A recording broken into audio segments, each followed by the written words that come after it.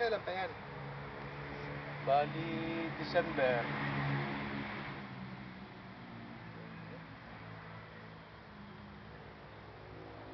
Ano na nga na, February na nga na.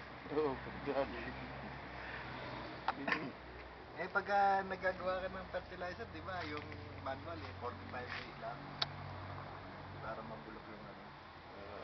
Oo, para matulog. Pero, iba pa kanya sistema, nilalagyan pa nila ng lupa. Ako yung kaunti lang ang inaano ko yun. Dapat na yan, ano pa yan? Dapat yung durug-durug na. Dapat durug-durug. Durugin mo pa yan. So, binili nyo yun bawat isa? Hindi, gramo nga daw eh. gramo. Magkano per gramo? Isang kilo 800 eh. Paano makikilala kung... Makabili sila. Hindi, paano makikilala kung African o native lang?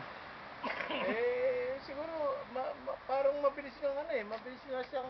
Pero yung picture niya, parang pareho eh, no? Oo, pero yun talaga. Mabilis lang. Pwede pala tayong kumuha ng ano. Mabilis lang. Teka. Hindi tulad ng... Gusto na yun. Kasi yung charger ano? Oh. Laging papailalim sila eh. Hindi, meron siguro ibang purpose, hindi para fertilizer lang. Kano matingkay na seminar? Ang dami na. Wala pa nga na. African crawl. Andito kami ngayon sa Pablo. Barangay San Vicente. San Vicente, San Pablo, Laguna. Pero mas ano, para mailagay natin dito.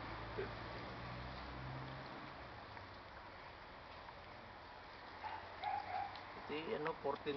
Binili ko sa isay. 49? Oo, baka Hindi maabot na 50. Ayo. 8. Oh, ito ang Isang gramo African na yan? crawl. Ha? 1 gramo na yun? Oo. Hindi, tsaka ito.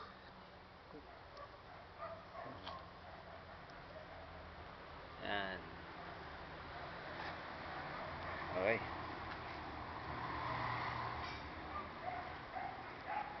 Sa bakuran ni Piping Cortez. Marami kaming lansones dito, kaya lang wala pang bunga. Ikot mo yun. Ito Hindi pa panahon ng lansones. mga puno ng lansones, pero ayon kay Kapiting, Rambutan yan. hanggang sa karambutan sa September bumalik daw kami rito. At makikita niyo yung lansonesan niya kung gaano kalaki. Ito ay bahagi lang ng bakuran.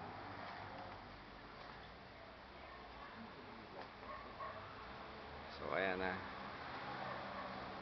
Lansones sa karambutan.